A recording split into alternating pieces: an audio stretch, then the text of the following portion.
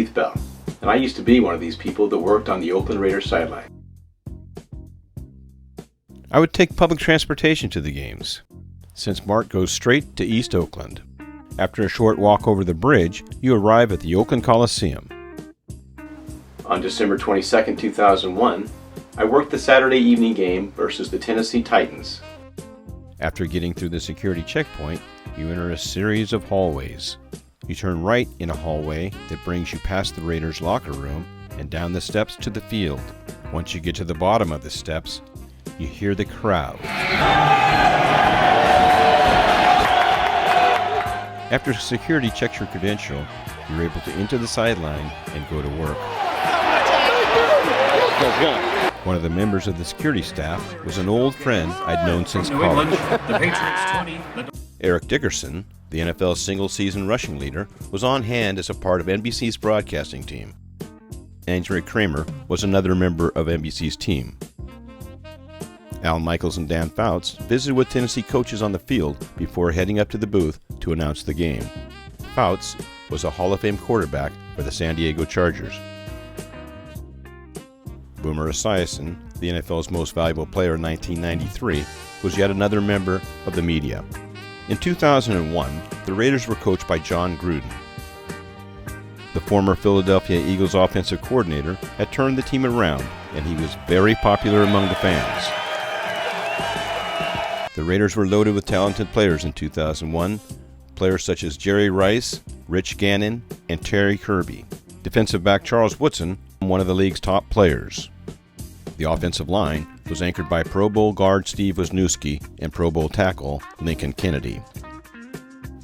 Punter Shane Lechler and kicker Sebastian Janikowski were among the league's best at their position. No Oakland Raider sideline experience would be complete without the Raiderettes, football's fabulous females. Former Raider star players such as Charlie Smith and Morris Bradshaw returned to the field they played on many years ago. The person who was on the Raider sideline for the most games was Al Locusal. The team executive was with the team since its inception in 1960 and watched every game on the sideline. Rich Gannon was a seasoned veteran and showed why the Raiders got him by escaping the rush and completing a nice pass to Roland Williams for a first down.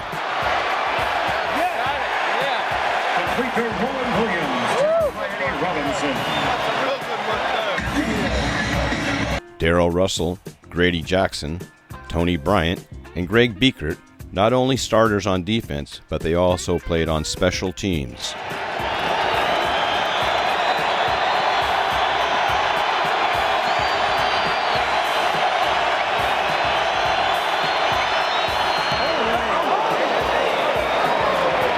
Tennessee quarterback Steve Air McNair, along with teammates Derek Mason and Eddie George, proved to be a worthy opponent for the Raiders this evening.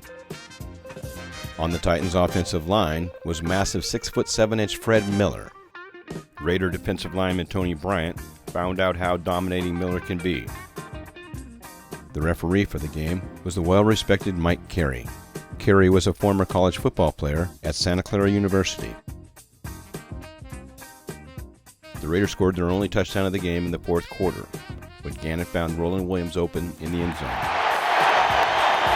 Complete to Roland Williams. Touchdown, Raiders! The final score in this close game was Tennessee 13, the Raiders 10. In the wake of the September 11th attacks, the game versus the Jets, scheduled for September 16th, was rescheduled for January 6, 2002. As usual, the Oakland Raiders fans were loud and raucous. R&B star Jeffrey Osborne sang the Star-Spangled Banner before the game. He had sung the national anthem at World Series games played in the Coliseum in 1988 and 1990. John Gruden and the Raiders entered the game with a 10-5 record, which clinched the AFC West title and a spot in the playoffs. The Jets arrived with a 9-6 record, desperately needing a win to make the playoffs. They were coached by Herman Edwards, the man who famously said, "You play to win the game." The Jets had one of the best running backs in the league in Curtis Martin. Also on the Jets was offensive tackle David Laverne from Concord, who played at San Jose State University. Injured kicker Sebastian Janikowski gave the fans a thumbs up as he entered the stadium. Gannon, who was signed as a free agent in 1999, had become one of the league's best quarterbacks. Stanford head coach David Shaw was the quarterback coach for the Oakland Raiders in 2001. Former Raider Jack Tatum was on hand, and he gave support to Tony Dorsett's son, Anthony Dorsett. Run Run Jones was a longtime fixture on the Oakland Raiders sideline. He was a former roller derby player for the Bay Bombers and served as a Raiders sideline assistant for decades. The Raiders had acquired Reagan Upshaw, a defensive lineman from Pittsburgh, California, who played college football at Cal Berkeley. Upshaw's upbeat personality made him popular with teammates and staff. Raider middle linebacker Greg Biekert was an outstanding leader and motivator for the team. Security guards have to check out the action all over the field. Gruden and his coaching staff had the luxury of having Rich Gannon at quarterback. Gannon was the quintessential game manager. His pinpoint passing was impeccable as he found Terry Kirby open for a nice gain. Pass complete to Terry Kirby. The great Jerry Rice was used as a decoy, and he took his defender away from the play. Rookie kicker Brad Diuiso made 3 field goals, filling in for the injured Janikowski. Without a doubt, one of the hardest working players on the Oakland Raiders team was offensive tackle Lincoln Kennedy. The Jets were led by veteran quarterback Vinny Testaverde. The 38-year-old Testaverde started all 16 games for the Jets in 2001, playing in his 15th season. The Raiders' run defense did a good job at containing Curtis Martin. Strong safety Johnny Harris wrapped up the All-Pro and was congratulated by his teammates. Fans in the Black Hole voiced their support for the Raider defense.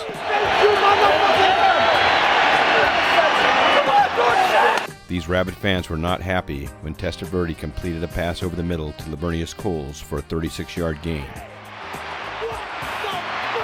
Testaverde was able to move the Jets into field goal range.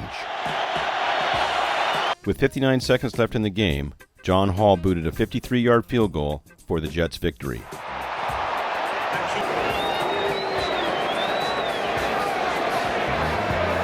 The 9th home game of the 2002 season was played against the arch-rival Denver Broncos on December 22nd. The weather was pretty nice for December in Oakland, 56 degrees with a 13-mile-an-hour wind. The team's longtime rivalry with the Denver Broncos brought out some very creative Raider fans. With the game being so close to Christmas, the Raiderettes wore Santa hats.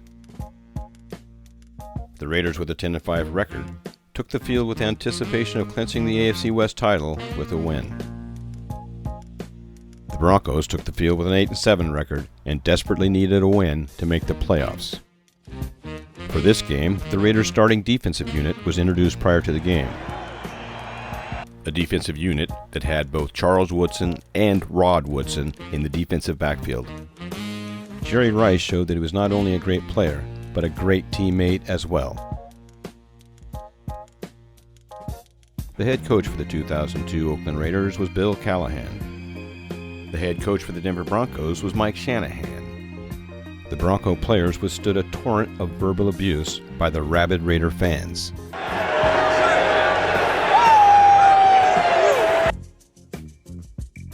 Among the outstanding players on the Denver roster was tight end Shannon Sharp and receiver Ed McCaffrey. The Broncos' starting quarterback was Brian Griese, son of Hall of Fame quarterback Bob Griese. Brian wasn't quite as good as his old man. The referee for the game was the well-respected Gerald Austin. Austin was a public school administrator for 30 years. Gannon had an outstanding group of receivers to throw to. Young Jerry Porter and 2 of the greatest receivers to ever play the game, Jerry Rice and Tim Brown.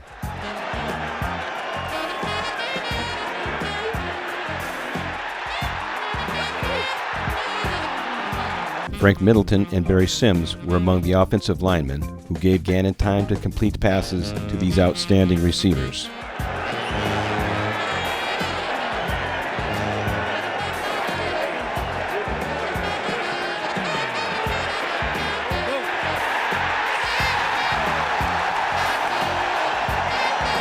I was able to capture Tim Brown's brilliant play up close. Rich Gannon was a true perfectionist and wouldn't hesitate to call a timeout when needed. The Raiders' first touchdown of the day was a 1-yard blast by Zach Crockett, following a block by John Ritchie into the end zone. Janikowski kicked the extra point to give the Raiders a 7-0 lead. The Raiders acquired Sam Adams. At 6'4", 340 pounds, he was one of the largest players in the league.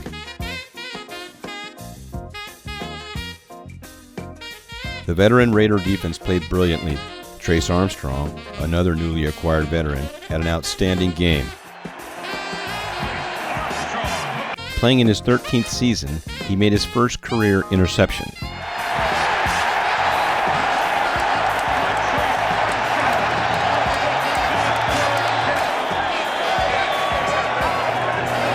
At the end of quarters, news crews and photographers changed positions, often messing up the shot that I want to get. Two outstanding members of the Oakland Raiders offensive line were Mo Collins and their venerable Lincoln Kennedy. The level-headed Kennedy was a calming influence on quarterback Rich Gannon. On the sideline, you have to keep on your toes. You never know when the play might come your way. If the play doesn't come your way, you miss out on getting footage of a touchdown. Anthony Dorsett may not have been the player that his Hall of Fame father Tony Dorsett was, but on this play he played like an all-pro. Linebacker Harris Barton wrapped up Clinton Portis for no gain. Rookie middle linebacker Napoleon Harris really shook up the Broncos with a vicious hit on Shannon Sharp, knocking the all-pro tight end out of the game. Quarterback Brian Griese was also hit hard, and he had to leave the game. Into the game came former Raider quarterback Steve Berline. Raider linebacker Travion Smith gave Berline a rude introduction to the game, then showed off his breakdancing skills. And it didn't get much better for Berline. Trace Armstrong sacked him on the 12-yard line. And although the Broncos were getting beat soundly, the seasoned vet encouraged his teammates. Sebastian Janikowski in his third year had become one of the league's best kickers. Napoleon Harris's terrific game continued as he broke up a pass to Clinton Portis right in front of me. The Broncos had clawed back to make the score Denver 16 and Oakland 21. The Raiders' great offensive line did a great job opening holes for Charlie Gardner on his run towards the end zone. It looked like he got in, but he was said to have been down at the 1-yard line. Gannon calmed the crowd,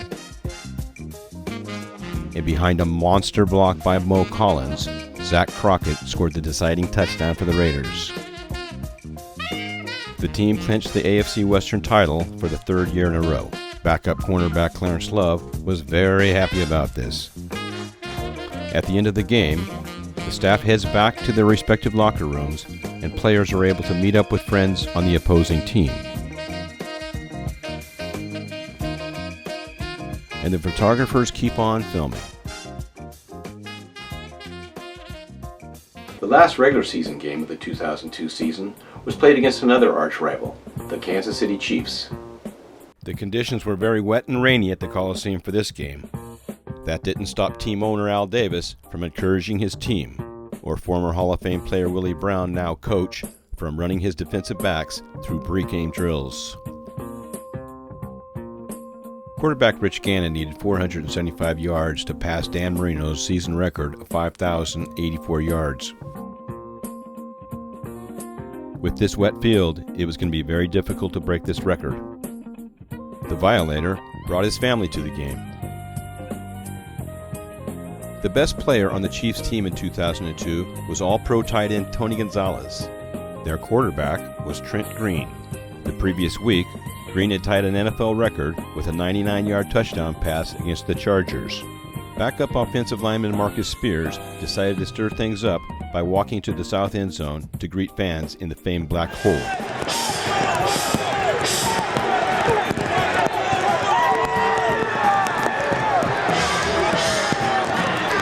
Despite the wet weather, the game was sold out. In this season-ending game, the crowd was thankful to the players who gave them many thrills during the 2002 season. Receivers Tim Brown and Jerry Rice, along with quarterback Rich Gannon, were ready to go.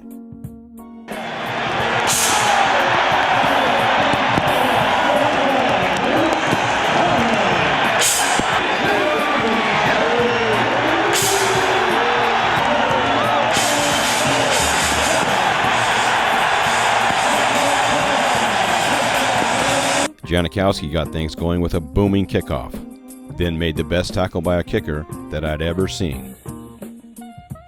The players found out very early in this game that the field was very wet.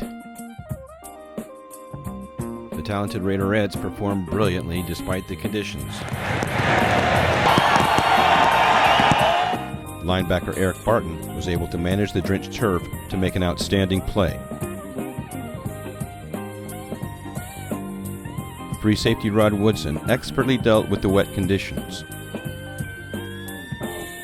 Woodson, the NFL's 1993 Defensive Player of the Year, made a nice play to box in Mike Cloud, who was leveled by cornerback Terrence Shaw.